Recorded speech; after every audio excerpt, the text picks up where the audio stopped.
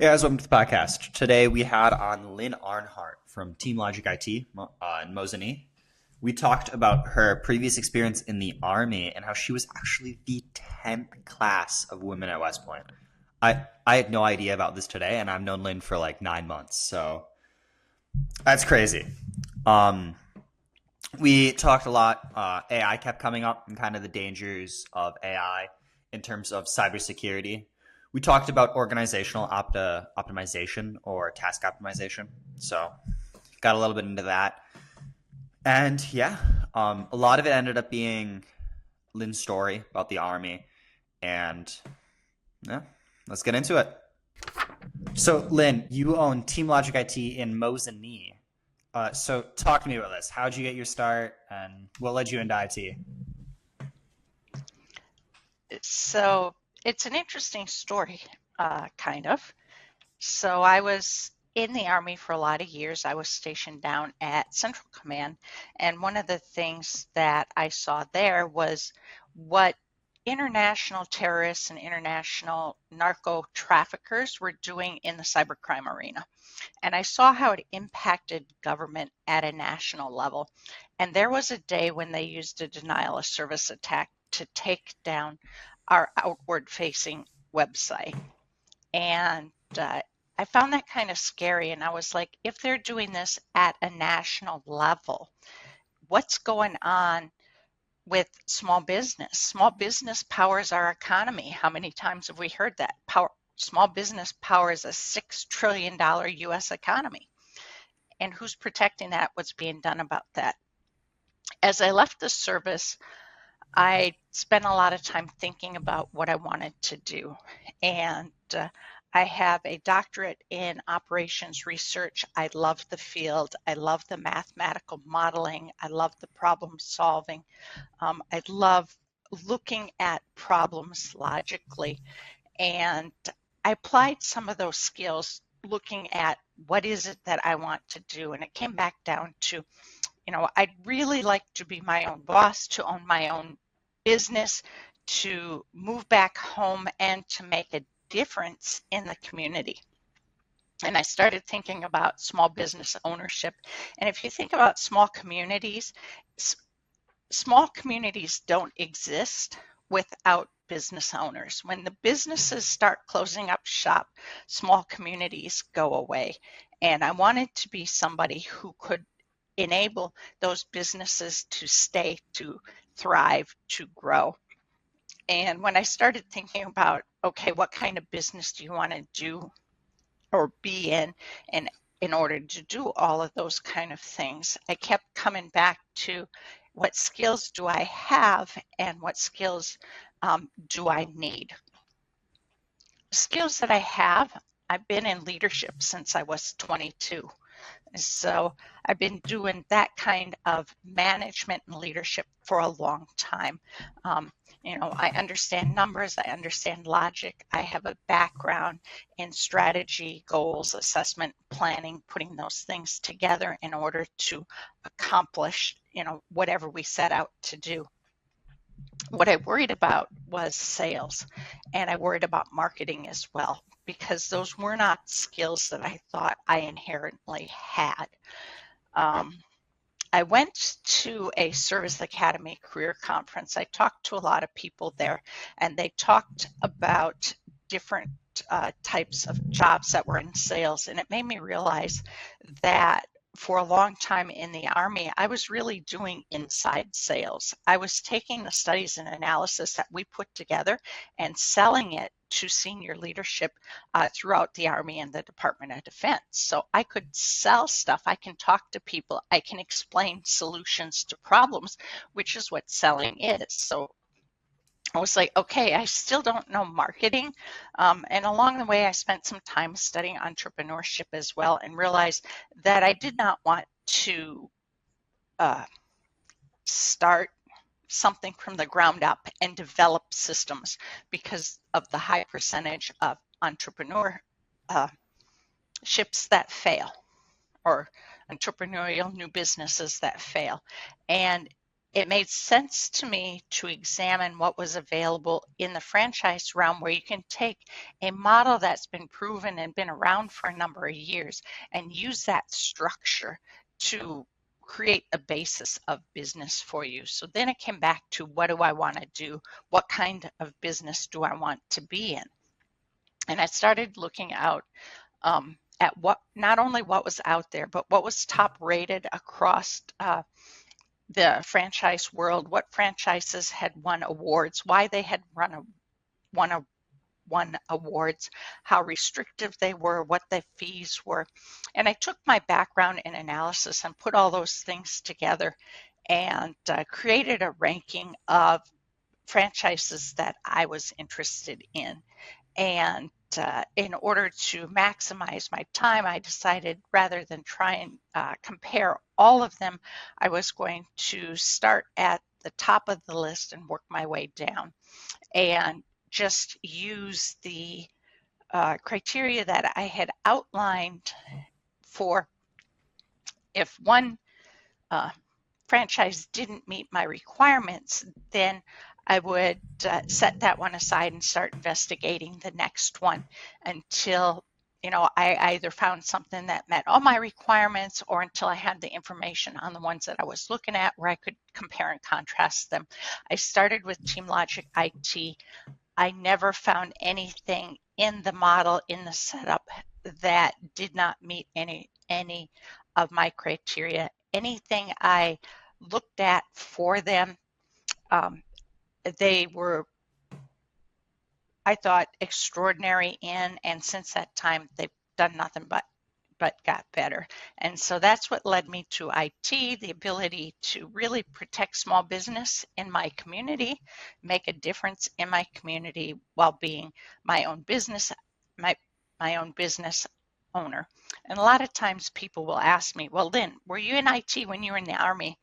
And the answer is no. I was an empowered user because of the modeling and things we did. We a lot of times had permissions beyond what the average user did. But no, I did not do IT in the Army. I okay. I want to circle back to the franchise. You made a list. What were some I of the did. ones? What were some of the ones on the top of the list? I'm just curious. So I looked at other franchises that did IT support. I looked at some franchises that did digital marketing. I looked at um, fair amount of things in the digital world that were out there. What I ruled out from the get-go is I didn't want to do fast food. I didn't want to do anything that seemed faddish. So, a lot of those things I kind of ruled out. It seems like you went for a lot of B2B businesses too. Is that a fair assessment? Yes, Okay. I very much from the get-go, I wanted to be B2B. I did not want to do B2C. Okay. Okay. What like you said you struggled with marketing and sales. Or I shouldn't say that. You said you were kind of worried about that. What, when you got into with the franchise and got kind of balls rolling, what were kind of the gaps that you had to bridge between what you got from like the Army? What were the differences to how it works in being a business owner and marketing your own business? What were kind of the gaps there and switches? One of the things that was really nice is, I was brought up on, you're taking responsibility for your own self, your own actions, and for your own team, and that transfers really nicely. Um, you know what? While I had been, selling a lot of analysis, I did not have a sales process. So uh, the sales training and sales support that the franchise offers is extraordinary. Um, we've got some amazing training support, sales training support staff, and they will go on calls with you. They will assist you on calls. In some cases, they'll even be at your location and go visit potential clients with you. And so that was a whole learning uh, experience for me to walk through the process from the time you're starting the process until the time that you're closing and implementing an agreement. And sometimes it's really fast and sometimes it's really slow.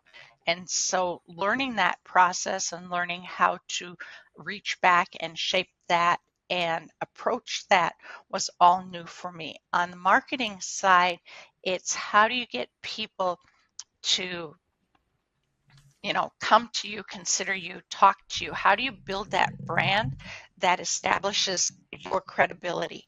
And I had an instance in the Army, probably a number of them, where you've got this credibility with what you do. And I once had a two-star general say, "Well, did Lyn do that work?"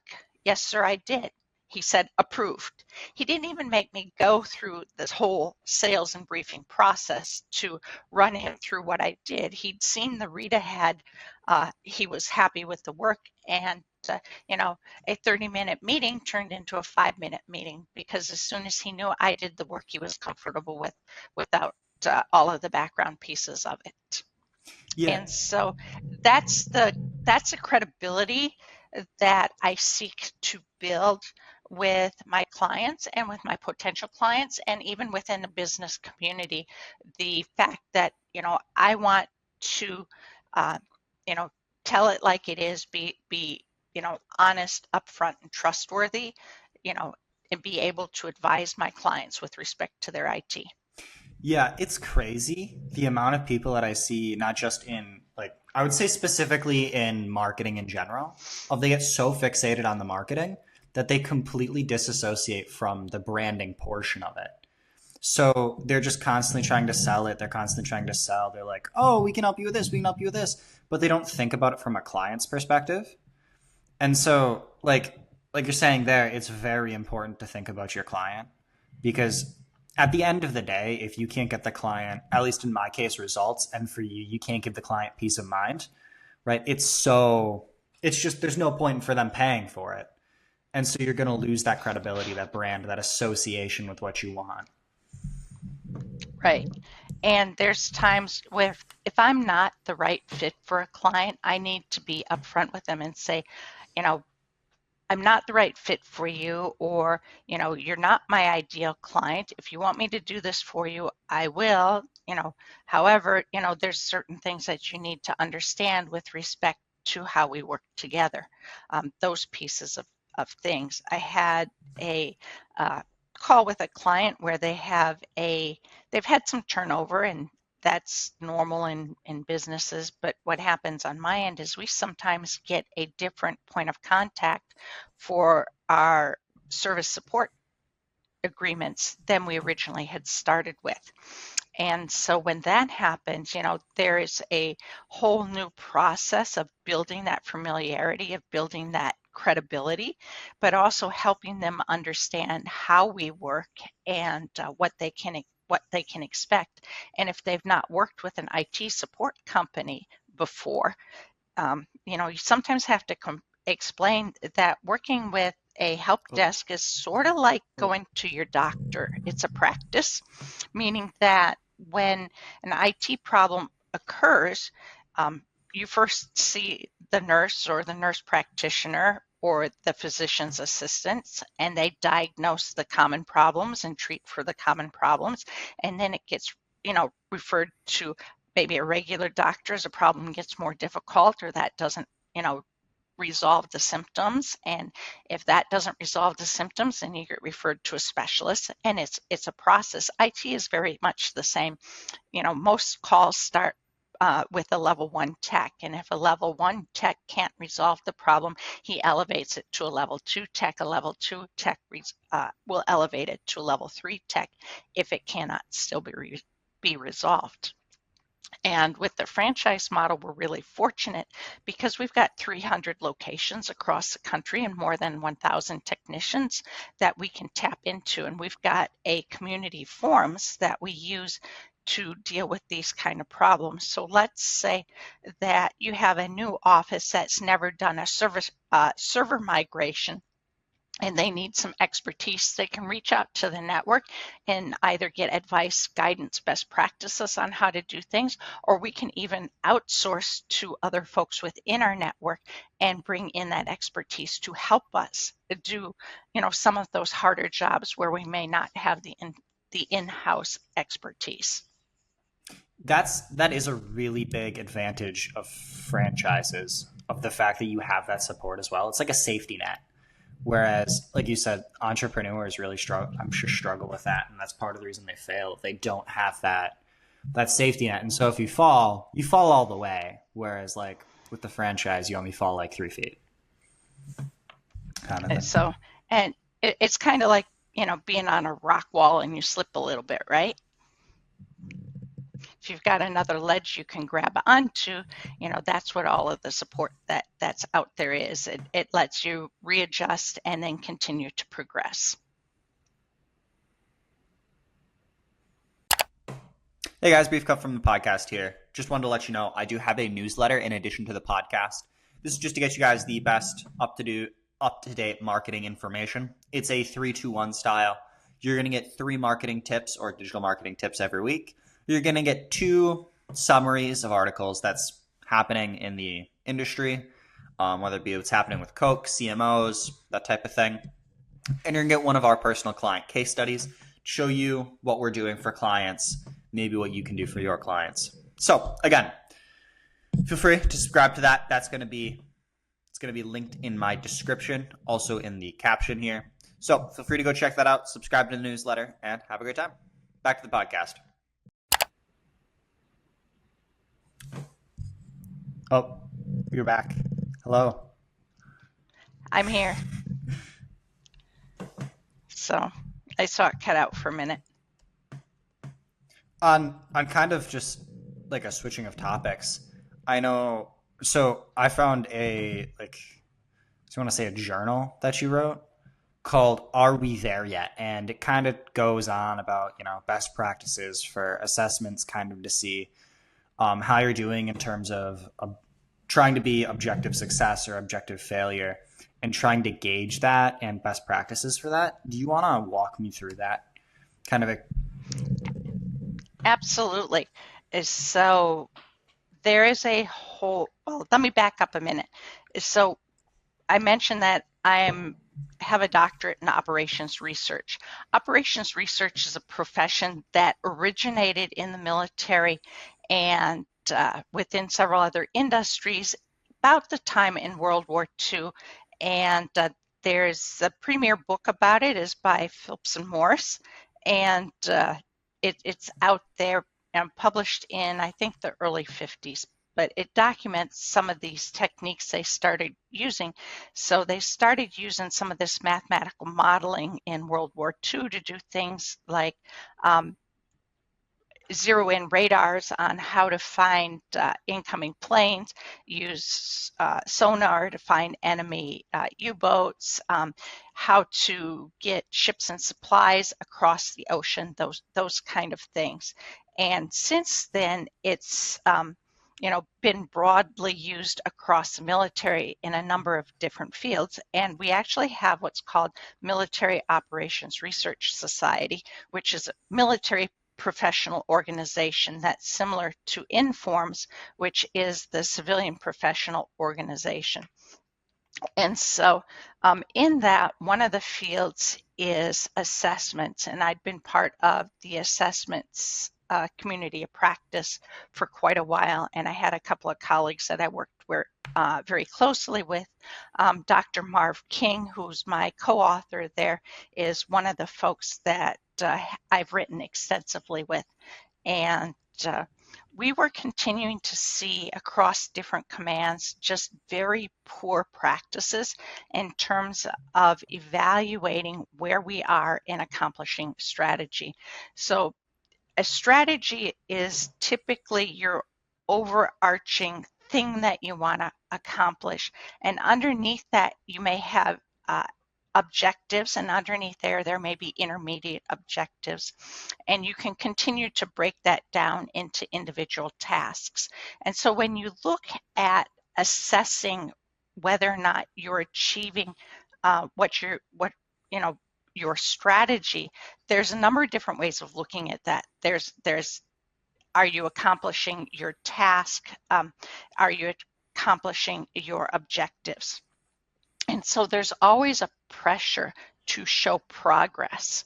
And you can successfully accomplish tasks without making progress toward your goal, and you can make progress toward your goals or objectives without necessarily accomplishing the tasks that you think are associated with that. And so what happens is people develop what we call a thermographs, which is a scale from red, yellow, green to say, here's where we are, and then next time you move the arrow a little to the right to show progress, okay? But there's nothing inherently scientific about it. There's no way to define what has changed. Has the environment changed? Have you accomplished more tasks? Have you accomplished an objective? The same thing with if you're evaluating stoplights. Where are you on that task? Oh, we're red on that task. What's red mean? What's yellow mean? So we refer to those as a standardless stoplight.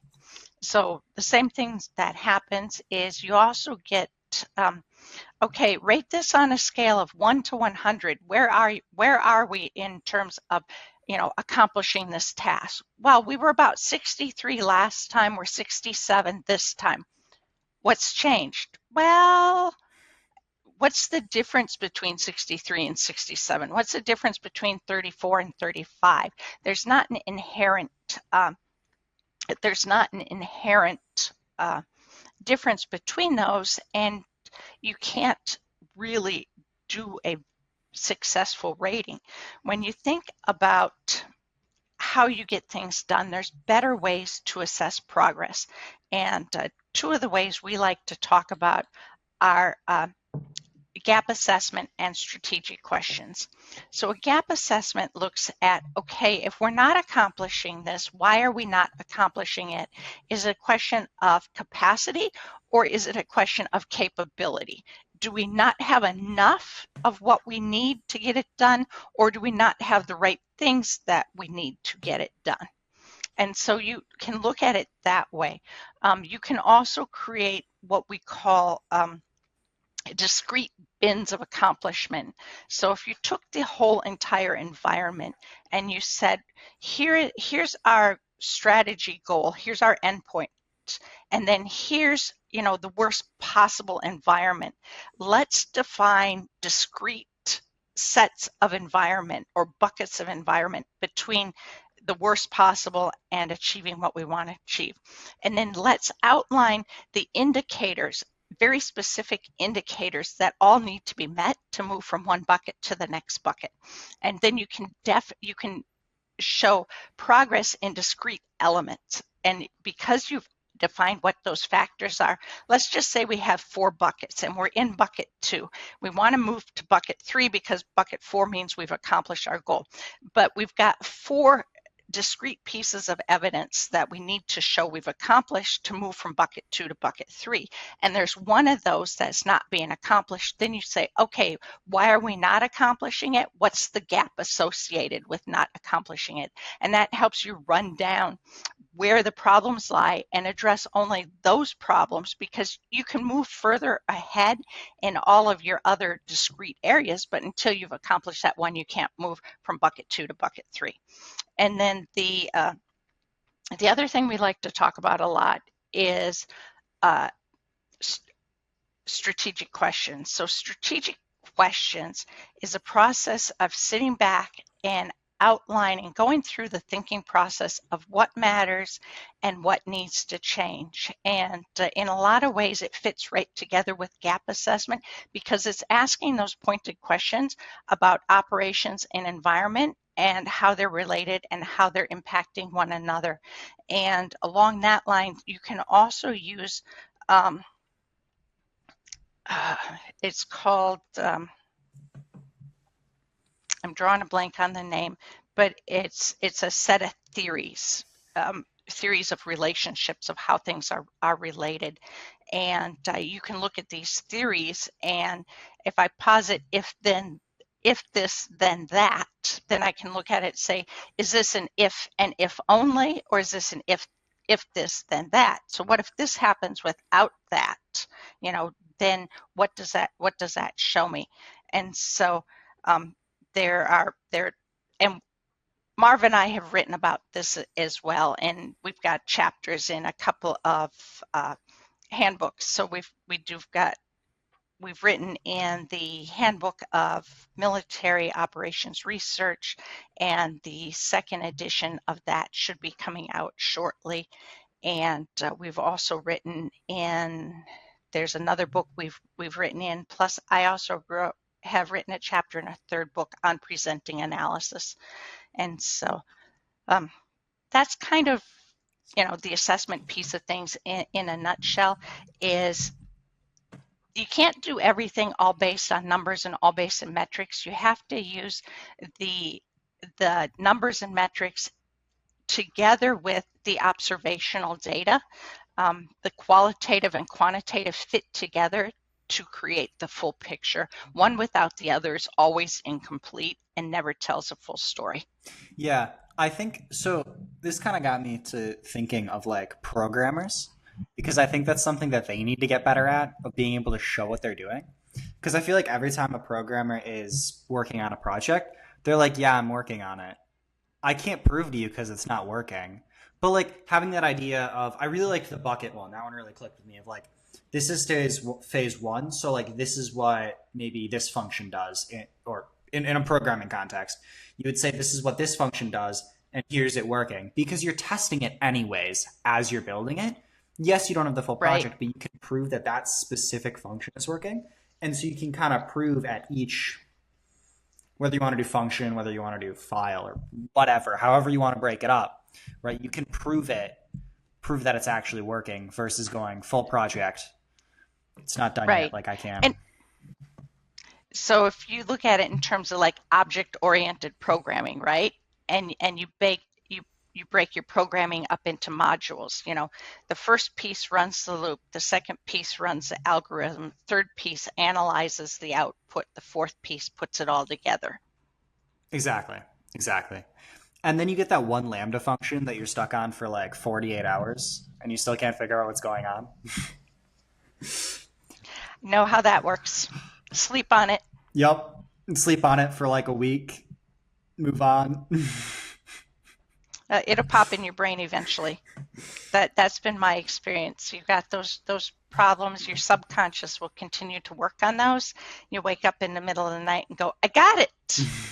Or you'll wake up when you're, driving home and go, I got it. The worst is when you go, I got it, and then an hour later you forget it when you sit down at your computer and you're like, are you kidding me? Oh, That's why you got a record function on your phone, right? true, true. I'm actually Turn curious. that camera on and talk to it. One thing that I found that's really funny is when I get stuck on something, the specifically AI, like ChatGPT or Claude, has been getting really, really good at fixing specific things in programming. Like it can't write a full function, but it can do specific things. And if you're really, really careful with it, you can generally get a good like response. What has your experience been with that? So, it's really interesting that you bring that up. I spent a lot of time when I was at the tech conference in early June going to a lot of the AI sessions. And the general consensus was that the more specific you are with the inputs, the better you get with the outputs. So, if you ask a very generic, very general question, you're going to get back a slew of responses, most of which are not what you're looking for. Whereas if you ask it a very specific question and you kind of outline the boundaries you're looking for, you're going to get back a much, much better response. And so the more we can learn to do that and be specific, um, you know, it's if you're asking AI, it's not I need code to do this. It's like I need short, concise code in the language R that can do this on a repeated loop for 120 iterations without a warm up. Exactly. I think the other thing that's really interesting with AI is you can work around that too.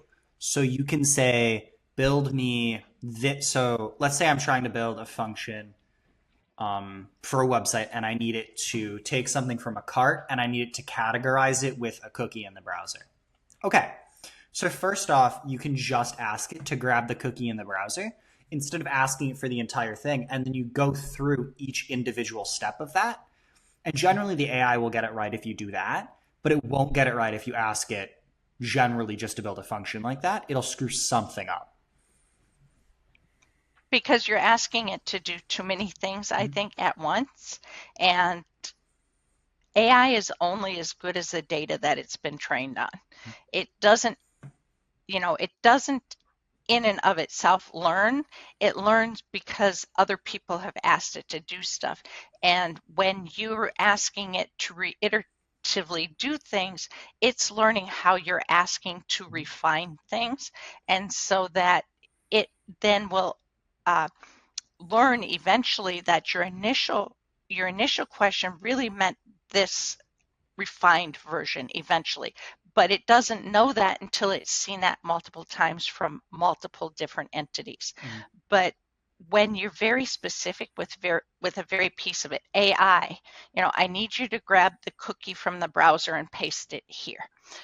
I need you to do this around that.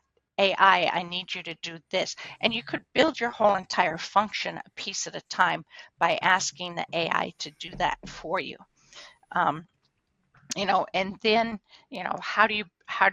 the second piece of that, I think, is how do you create that template so that the next time you don't have to necessarily build it piece by piece? Yeah. That's another really interesting thing of like build. So once you kind of train a model on something, you can use it over and over for the same thing. And so one thing that I've heard people do is essentially create an AI model based on them. So for example, like have you looked on Instagram? Do you have Instagram at all? I don't have Instagram. Okay. So on Instagram, if you go into the chat section, there's a bunch of AI models of celebrities. So you can it's as if you're talking to that celebrity is essentially the idea of it. And it's that idea of training something to someone specific. Yeah, that's really, go ahead. I'm kind of curious on your take on how you think that's going to affect people. Like, what's your take on it for cybersecurity purposes?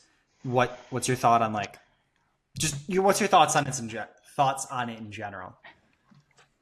So it's a super cool technology that's really scary. And the really scary part is that there's going to be so much in the deepfake world before we get to the point where people are just going to become super skeptical about anything and everything on the internet. So am I really talking to Andrew right now, or am I talking to fake Andrew right now? And I have no way of telling unless I've got my own bot that can, really go, into the code of what's going on and verify that I'm talking to a human, because inherently the human voice is different from a generated voice, even if they sound the same to human ears on the other end. Human motion is different than AI motion, even if it looks the same visually to me on this end.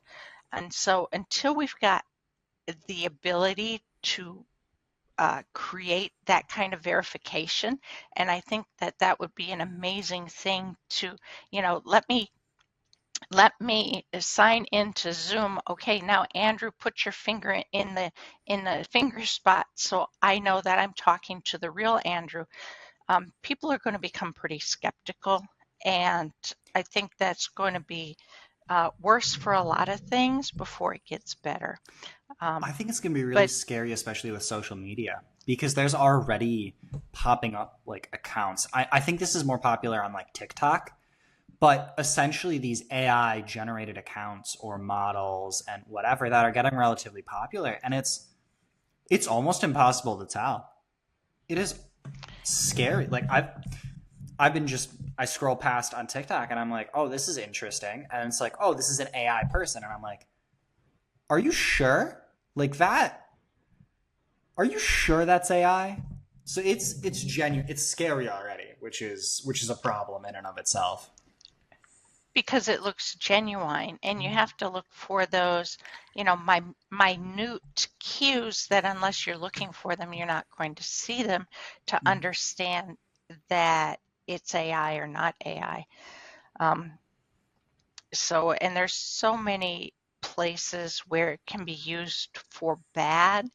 And let me tell you, I just wish that the people who were creative and inventive enough to use all this stuff for bad would turn it around and use it for good, because the world would be an amazing place if people focus their skills and capabilities on creating good in the world. Yeah. Yeah. Unfortunately, there's some. Have you seen the evolutionary research on the reason we have psychopaths and sociopaths? I have not. Okay. So, from what I understand of it, the reason we have them is because back in the old days, like really way back when everyone was just, tribes and everyone was fighting, it was really important to have them because they would have no remorse defending the tribe or pillaging other tribes. And so you inherently just have this subsect of people who are essentially like evolved and wired to not feel emotions, which can then lean them towards being bad because doing bad things is inherently easier than doing the right thing most of the time. And so you're just kind of sitting here like, what do you do, right? I just thought that was interesting. I love evolutionary psychology. It's an interesting thing when you put it that way, because it implies that there are a lot of people who be good strictly because they have a conscience or because other people are watching, rather than because they find it inherently rewarding to just do good. Um, which, I mean, that in and of itself explains a lot in terms of people choosing not to do good, right? Mm-hmm. I'm looking it up real quick. I forget what percentage of people are psychopaths, but I remember it's higher than what I thought. Okay, so it's 1% to 0.1%, and then for males, and then 0.3 to 0.7% in females, which would also make sense from an evolutionary standpoint because, well, who was doing the pillaging? It was typically the dudes. There's a lot of really interesting things where we're very evolutionarily mismatched to a lot of things. Like food, for example, it's so palatable. We're not designed for that. Like we're eating too much. And then we get this obesity epidemic in America. And now we're solving it with pharmaceuticals. And so there's just a whole host of things. Side tangent there. No, absolutely. And, it's interesting to, read into some of the psychology of just eating and those kind of things. And we inherently view eating out as saving time. But when it comes down to it, it really isn't. I can go home and make a salad in 15 minutes and have, salad for supper, and it's amazing. And when I'm finished eating it, I go, why don't I do that more often? And, but in my brain, it takes an hour to make a salad and an hour to eat a salad, whereas it takes, 15 minutes to swing through Culver's, when in reality it takes 20 minutes to get to Culver's, 15 minutes to swing through Culver's. You chow down so fast because it tastes so good, but then another 20 minutes to drive back to wherever you're going. So, the 15 minutes it takes to eat and 15 minutes to make and 15 minutes to eat a salad is 30. It's a lot faster, but in my brain, it's not. Mm-hmm. There's a lot of really interesting biases as well. Biases. Biases. How with people just in general. Like there's so many like the Dunning-Kruger effect is a great example of people think they're smarter when they know nothing, and then it dips real fast and then slowly builds back up.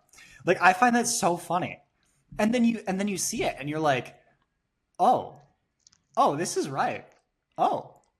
The other one that I find funny, Yeah. have you ever Well, seen two it's dudes at a interesting party? Like because, two guys at a party will every, blade at not every, approximately but like a 100 lot and of I think it's teenagers and 60 adolescents think degrees, they know so much more than something like that. their Oh, parents. I knew so much more than my parents. I'm sure you know more than your parents, those kind of things. And then about the time you hit your early 20s, you're finishing college, you're seeing the world for yourself out there. You're like, oh man, I didn't know jack crap. Um, you know, my parents really knew. They knew what they were talking about. I appreciate that now. I didn't then, but I found myself a lot of times, between the ages about, you know, 22 and 30, even early 30s, people like, well, what are your opinions about this? Or what are your opinions about that? And I was very much like, well, I don't know very much about that. So I really can't say anything about it because I'm not informed enough or knowledgeable enough to have an opinion on it. And I've found, that as I've gotten older, it's like, okay, now I know more about some things. And, now I know, what I think about some things, but I also know the things that I don't know anything about and therefore not willing to comment on. that's something that I've also found really nice in business is people will trust you more if you're just open about that. Of like, hey, dude, I have no idea. So that's part of the reason, like, if you notice, I've really only sticked to websites, SEO, and now email marketing. It's because I've learned the skills first, really hammered in on those, and then other things I'm just like, dude, I'll just refer those out. Like, I don't want to, I'm not touching them. Yeah, well, and I tell my clients, I'm not the tech. I can't solve a tech problem for you. I might be able to create an email for you. I can certainly buy a website for you. I can do that, or buy a domain for you, but I can't create a website for you. Um, that's not in my skill set.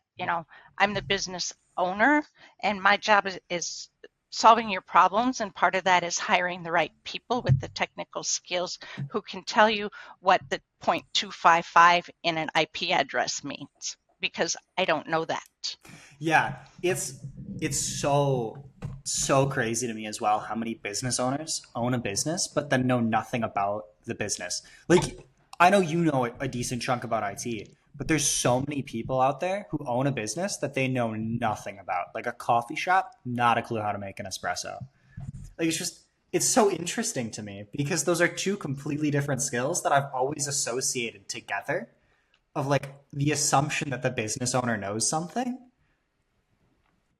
Yeah, I And in some cases, they really do, and in some cases, they don't. And, you know, the thing about owning a business is, you know, what the business does and what you choose to accomplish with the business, may not be the same.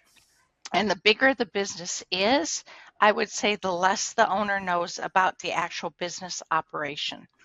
And what I've seen quite a bit is people who are hobbyists who choose to, take their hobby and create a business out of it. And when they're the hobbyist and they're the person doing the work, they know a lot about it. But then they get frustrated when the business scales because then they're not the person doing the work, and they're the person that has to do all of, you know, the logistics and the business management and the HR and the finance. And those are all functions that have to happen in any business that any business owner needs to know to make a business function, but they don't necessarily need to know how to bend a piece of metal or make a cup of coffee. it's also yeah, it's interesting just because like especially for me, like I got into it because I enjoyed websites and I was good at websites. But I'm also learning the skills associated with being a business owner, and I'm slowly but surely like migrating out. And like exactly like you said, I'm slowly getting to that stage. The other, Right. it's like correlation versus causation, right? Like being the business owner doesn't cause you to know the skills, but business owners are more likely to know the skills than other people. So typically, particularly with small businesses. Mhm.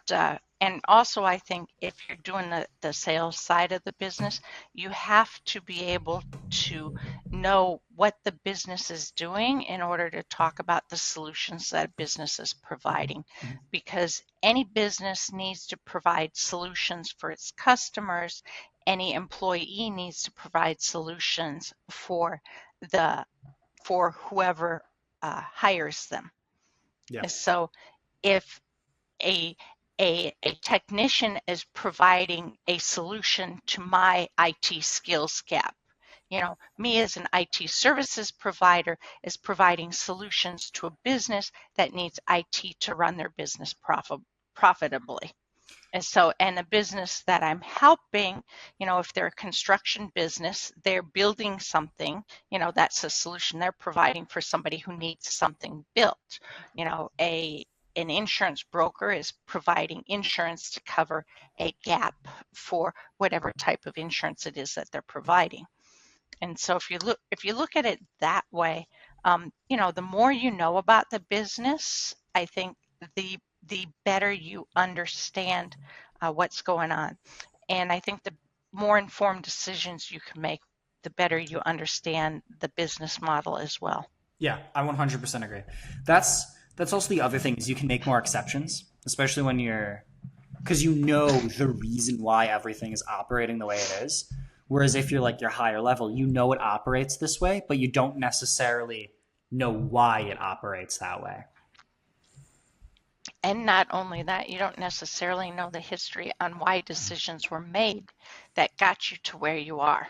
One of the things that I learned when I was stationed at the Pentagon is when I was working with civilians who work at that time, they were working for the Department of the Army. And they taught me that, good ideas typically come around. And sometimes they're before their time. Sometimes they're after their time. So it's like, hey, I got an idea for how we can solve this problem. And the answer might be, yeah, we tried that 5 years ago and it didn't work then, and here's why. Or, yeah, it's a great idea, but we don't have this kind of infrastructure in order to implement it, and we don't have the funding to put that kind of infrastructure in place. And so there's ideas that are before their time, ideas that work right now, ideas that might work in the future, given certain sets of conditions. And if you're not there and haven't done it, you don't necessarily know those things. And so that's one of the things where, documentation and longevity in any business, are helpful to have people who understand, where you are and why you are where you are. Um, but at the same time, you don't want to have people who, are afraid to change. Small businesses need to have that ability to pivot and pivot rapidly sometimes. Um, it's like, this is our service model. Yes, but the environment has changed. And so for us, AI is a big change that's coming into play. And so how do I look at my clients and find methods so that they can leverage AI to increase their profitability, but also ramp up their cybersecurity so that they cannot be exploited by AI that's out there coming. And so those are things that we're thinking about right now. Smart. Hey guys, quick cut from the podcast here. So I do want to let you know, I do the podcast because I'm a digital marketer. I do website development, SEO, and email marketing. So for smaller businesses in Wisconsin, this is a great way, and I mean a great way to grow your business. It allows you to build up your community, build up your brand, and just get more engagement with whoever you're targeting. As you get more sales, more conversions.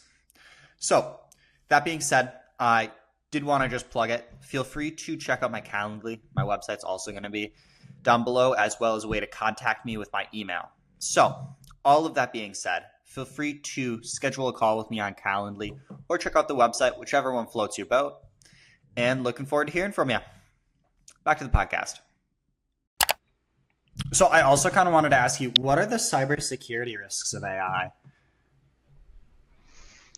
So I don't necessarily know Well, that they are different than the risks that are out there. I think in terms of the risks themselves, I don't know that the risks themselves are going to change, but I think maybe how those um, criminals get at this may be uh, easier for them and easier to exploit people. So, for instance, um, one of the examples I've talked to people about is phishing. So, phishing is where you get a scam email and people either, click on a link or they call a number and they give up information. And these kind of scams, we talk about them as phishing if they come in your email. We talk about them as smishing if they come on your SMS and your phone texts. But you get the same kind of scams that come to you even through the snail mail. And so I'll use a for instance there. I got a letter quote from the VA about a referral for me uh, that isn't out there. And, please call us at this number. And, the first thing they'll do is ask my name, address, and social security number, right?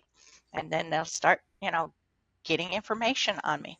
But the same thing happens, I think, in the electronic world with the AI. The AI will make that a whole lot easier to do because we were talking about AI earlier, what you can do with it, and, perhaps I'm telling my AI, I need you, to go on the dark web and uh, pull names, addresses, phone numbers, social security numbers, and relate those to currently active emails and for people who are Army veterans, right? And so now I've got my list. Now craft a real looking letter from the VA, based on currently real emails that perhaps the VA is sending out. You know, the VA sends newsletters, so create a fake newsletter for me, right? And this stuff is already going on. It's just going to get faster and easier. I think the speed at which we see cybersecurity incidents occur is going to accelerate. So, for example, in the first 4 months of 2024, ransomware attacks were up 96% over 2023. I wouldn't be surprised next year if it's 200% or more. I think that's going to be what AI does to us. I, And so I wish I was shocked. I like I'm shocked by it's that much, but I'm not shocked that it's going up like at all. The one thing that I'm worried about is like we were talking about impersonations earlier of people. Well, like yeah, 70-year-old grandma ain't got no idea it's not me, Like AI is cooking. Like you are that's scary. Have you seen so think about it when it's you know uh you know my my grandbaby's calling my mom and saying, grandma, I'm stuck, I'm in jail, I'm in Nevada, I don't know what to do, can you send me $300? I can't get out of jail, you know and it sounds just like your grandbaby. And now your grandbaby's never asked you for money before, but you knew your grandbaby was traveling, you knew that they were there, traveling. And so I think there's going to be a lot more of that kind of scamming with the deep fakes. have So, and probably more auditory than visual, I could see because visual people though. pick up, I could see oh, it'll visual. happen. Well, reason being is like social media, like Instagram, Facebook, whatever, if it's public, anyone can see that. And so all they have to do is scrape your profile, and they already probably know your relatives because you can check the tags. And so now you know everyone who's associated with this, and all you have to do is figure out association. Right. And how It's many people have private profiles? mhm. Like I You know, am and so I am ruthless about like private everything. The only thing that I'm not private on is all of my business stuff. But well, for the business stuff, I'm very particular about not talking about like my current personal life because that's going to cause issues, right? Like I've never tagged any of my relatives ever. I've never tagged any of like my super super close friends, especially if they don't want to be in social media, unless like I'm doing business with them or something. But you have to be really really careful with that. I'm actually kind of Right. But curious. even Have you seen the instantly AI stuff with cold email? I have not. Okay. So I was talking about this earlier today with another website developer and how cold email has like AI has gotten into cold email. And people, there's this one called Instantly AI. I don't know if there might be other ones, but that's the one that I know of. It essentially sends custom tailored emails based on like an email script. So you give it a script, it says AI, take what you know about this person and custom tailor like the heading, certain portions of the email, and tailor it to them even more. And it's scary. So, yeah, I could see that. I mean, I get so much marketing email and scam email that that doesn't surprise me at all. And so, they can even with the business profiles, they can take video from there, they can take the words from there, they piece the words together, they can put entirely different messages in your mouth. It's not you, but it's your image and it's your voice and it's your words, but it's not what you said and it's not what you stated. But with the AI for a cold email, I mean, if a good salesperson is out there doing their research, they find a lot of that kind of information. They can pull it together, but AI is so much faster. If you think about how quickly you can do these kind of things with AI, it's pretty immense. And if you already have a marketing list of potential clients that you would like to reach out to, you can feed that into the AI and say, customize an email for each one of these. And, there'll be people who tell it to send without even reviewing it.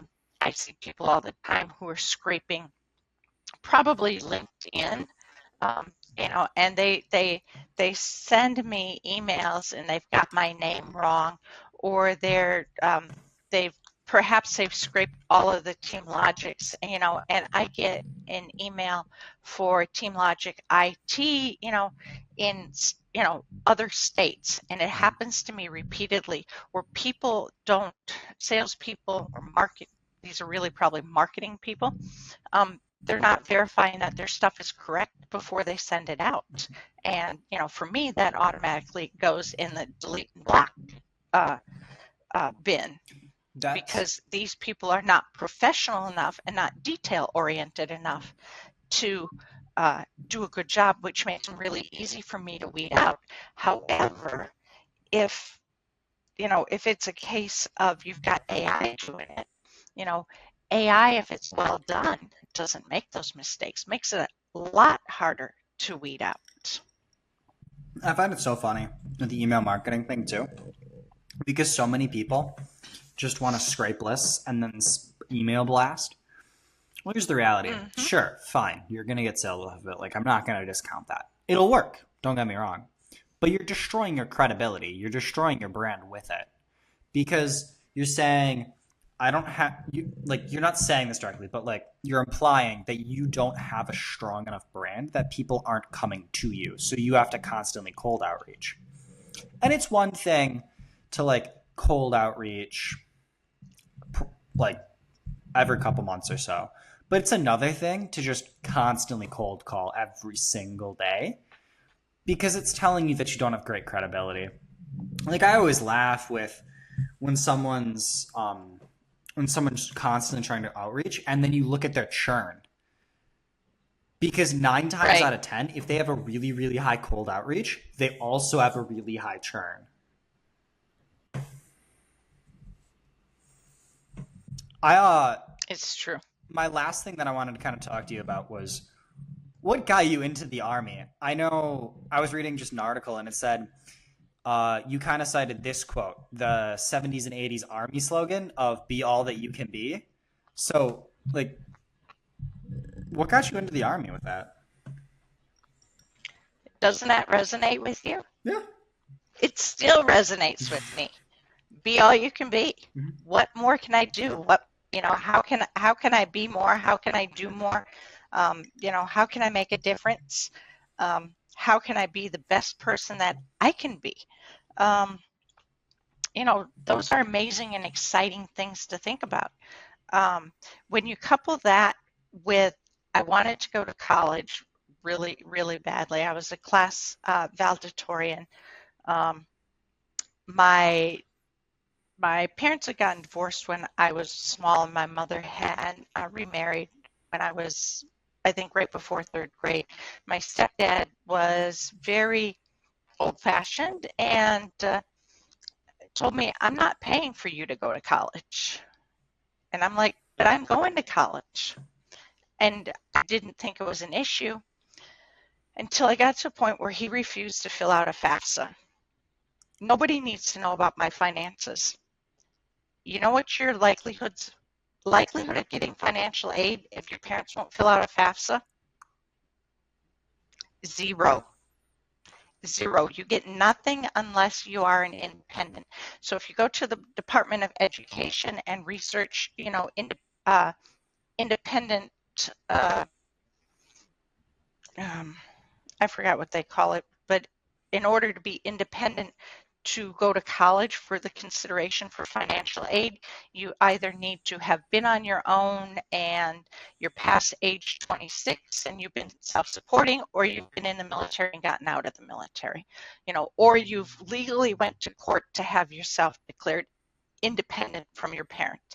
Otherwise, until age 26, for the purposes of the Department of Education, you're considered dependent on your parents and they're responsible for assisting you to go to college.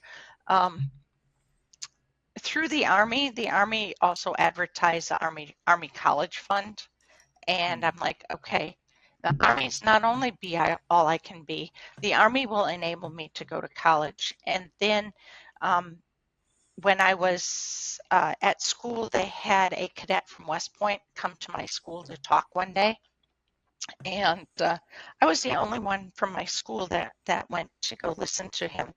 But the bottom line was, I can go to college and be in the Army at the same time, and that kind of hit, the things that I really wanted to do. Be all you can be and go to college. That's it. I'm doing it. I'm, And I mean, it wasn't that simple, but the decision for me was at that time, that's what I'm doing. And I had some folks, in particular, I had a recruiter that kind of laughed at me. It's like, "You think you're going to West Point?" It's like, "Yeah, I'm going to West Point." I mean, you And, did it. but I had no idea how difficult it was to get in. But I had a plan. I had a backup plan. I had a backup to the backup plan, and I had a backup to the backup to the backup plan. And so I applied to all of the academies. I applied, for nominations from everybody. I applied for fully funded ROTC scholarships from every service. I won a fully funded ROTC scholarship from every service. Um, Nice. and I also enlisted in reserves while I was still in high school, because you could go short route uh, for commissioning at the time through what was called the simultaneous membership program, where you could have an Army commission in 2 years instead of four, through a simultaneous membership in the reserves. Okay. Okay. That makes sense. Yeah. That's. I guess I didn't know that. Okay. What year I did don't you enter usually the tell army? everybody that. What's that? What year did you enter the army? I signed my first contract on November 24th, 1984. I entered West Point on July 1st, 1985, graduated on 24th of May, 1989, That and hung up my costume on Halloween 2017. I'm actually curious. How many girls were at West Point at that point? So my class, when we entered, there were 1,329 cadets in my class. About 10% of us were women. And so when we graduated, we were still slightly over 1,000. So about 100 women graduated in my class. We were the 10th graduating class of women. Nice. Nice. That I didn't realize it was that early. You were like the It really doesn't early seem like it to adopter. me either. You were like the early adopter Well, of women in West Point. hey, there were 9 classes before us. They did the hard work. It's only 9 classes. Come on, give yourself some credit. There we go. It was good. I had mostly really good crew uh, that I lived with there, went to school with, worked with, and it's fun. We're all classes tend to be pretty close. Women, when we graduated, were not close at all, mostly because we were pitted against each other and really um, trained to be very competitive with one another. And really, over the past 10 years, we've really been coming back together. And we've been trying to get together every year as our women classmates get together and do something special. A couple of years ago, we met out in South Dakota at the Ranch Ministries. The following year, they were down in Florida. Um, Last year, we were in Denver for the Army Air Force game. I think the first year they ever got together was in Michigan or Ohio. Um, I'm not exactly sure on the location. I wanted to go, and I was still in the Army and couldn't make it. Um, and then next summer, we're planning to get together right here in central Wisconsin, and yours truly will be one of the hosts. Nice. Nice. And so I can't wait to show them how amazing this area is. It's gorgeous. So, It really you is. know, supper clubs, kayaking, some hiking, maybe some golfing. Would love to have, a little field trip over to Century or something. So we're just in the process of figuring everything out now. So, Love it. All right. I don't have any more questions for the podcast. Do you have anything you would like to say? Anywhere you would like people to go? Any social links? Anything you'd like to plug? so anybody who needs IT support for their business, we're happy to sit down and discuss solutions. So TeamLogic IT, Wausau, Stevens Point. Find us on www.teamlogicit.com/Schofield WI. Perfect. And everything will be linked below as well.